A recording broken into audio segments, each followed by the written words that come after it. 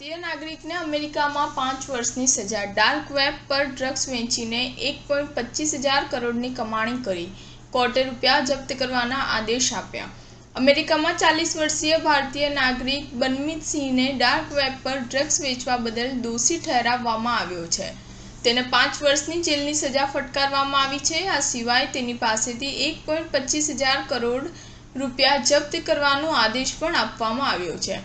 બનમીત હલ્દવાનીનો રહેવાસી છે। એપ્રિલ 2019માં તેની લંડનથી ધરપકડ કરવામાં આવી હતી।